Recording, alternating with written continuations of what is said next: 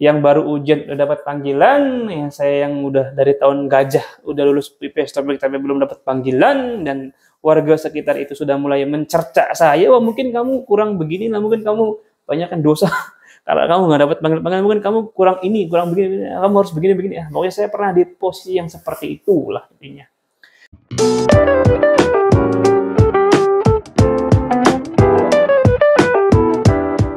Assalamualaikum warahmatullahi wabarakatuh. Kembali lagi dengan saya Rudin dari channel Dharma Korea, channel Ewong TV. Nah, di video kali ini saya coba menyampaikan ya mengenai rosternya menumpuk. Sebaiknya ujian IPS topik itu ditunda dulu. Nah, teman-teman yang sekarang lagi nunggu SLC harap cemas.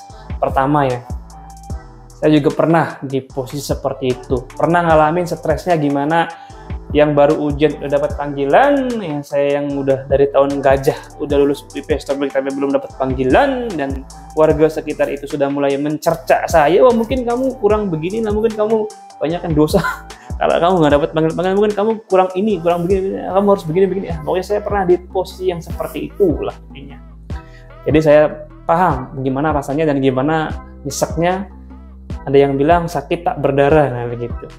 Ya udah lulus ujiannya duluan, udah bertahun-tahun yang dapat panggilan malah teman-teman yang baru ikut ujian.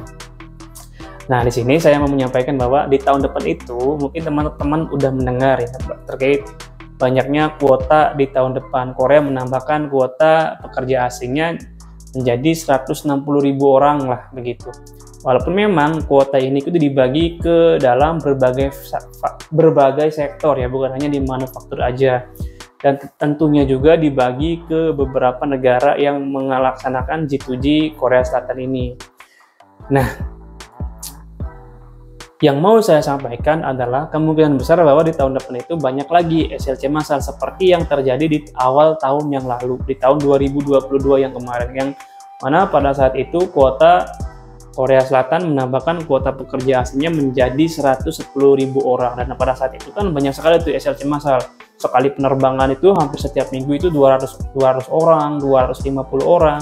Bahkan saya itu kemarin di tahun yang lalu pada saat cuti pun ya, saya malah dari Indonesianya berangkatnya bareng sama teman-teman yang terbang ke Korea, dan banyak banget loh yang jaket kuning itu, hampir 200-an orang lah yang saya lihat. Dan juga itu hampir setiap minggu ada penerbangan yang masuk karena memang lagi gila-gilanya banget itu kuota yang dibutuhkan. Nah, terus bagaimana dengan kondisi di tahun depan terkait roster yang banyak ini, dan mudah-mudahan ditambahnya kuota pekerja asing yang masuk ke Korea itu menjadikan keuntungan buat teman-teman yang sekarang menunggu SLC ya, buat teman-teman roster ujian dari tahun kapan yang belum dapat panggilan, semoga di tahun depan itu mendapatkan panggilan. Saya selalu berharap ya buat teman-teman yang menunggu panggilan ini segera mendapatkan panggilan. Mengingat jumlah kuota yang dibutuhkan di Korea Selatan juga di tahun depan meningkat lagi. Saya juga nggak tahu ya kenapa ini meningkat, saya juga nggak tahu. Padahal kan tahun yang lalu kan lumayan banyak juga yang dapat panggilan. Kuotanya kan 110.000 orang, lumayan banyak juga yang masuk ke Korea. Terus ditambah lagi nih kuotanya itu kan lumayan banyak lagi kan, 165.000 orang, dan saya juga nggak tahu nanti bagaimana. Walaupun memang di lapangannya juga pabrik-pabrik yang ya katakanlah pabrik-pabrik yang nggak sesuai, pabrik-pabrik yang kurang bagus itu banyak loh, dan teman-teman baru itu kebanyakan juga banyak juga yang ditempatkan di pabrik-pabrik yang seperti itu. Makanya pada saat saya cari kerja kemarin banyak sekali warga negara pekerja asing, nggak cuma yang dari Indonesia tapi dari negara lain juga yang baru 3 bulan, baru sebulan, intinya kurang dari setahun itu pindah pabrik karena memang berbagai macam hal. Setelah saya teliti lebih lanjut, ternyata bukan cuma Indonesia juga loh yang begitu, warga negara Kamboja pun banyak ya. Jadi sekarang itu nggak heran lagi loh, status 1 tahun tapi udah pindah pabrik sebanyak 2 kali gitu, bukan cuma sekali loh. Dan itu banyak sekali yang begitu kasusnya teman-teman ya. Saya juga heran kenapa, apakah memang dari pekerjanya sendiri mentalnya lebih lemah dibanding pekerja-pekerja dari tahun-tahun sebelumnya, atau memang karena kondisi pabriknya yang memang sangat-sangat nggak layak begitu, entah dari segi perhitungan gajinya atau mungkin dari ketersediaan akomodasinya, asrama, makan, dan lain sebagainya, atau mungkin dari segi pekerjaannya juga yang lumayan beresiko, saya juga nggak tahu. Intinya saat ini tuh jumlah pekerja yang nganggur itu banyak sekali membludak.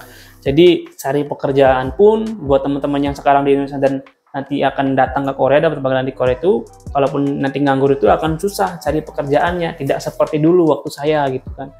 Waktu saya kan cari kerja kan gampang. Buat teman-teman nanti ini yang masih di Indonesia, kalaupun nanti nganggur pun akan susah mencari pekerjaan begitu. Agak lumayan ribet juga gitu, karena kita nggak bisa pindah wilayah, harus di situ-situ aja cari kerjaannya.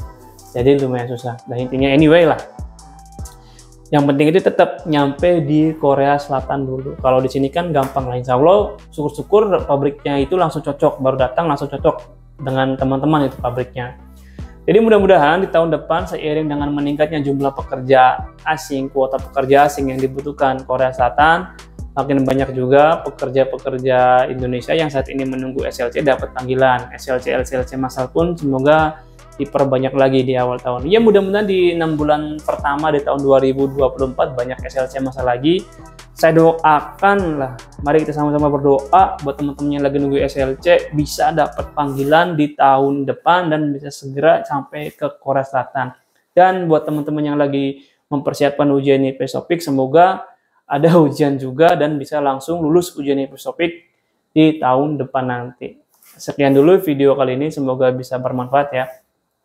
Terima kasih sudah menonton sampai habis. Assalamualaikum.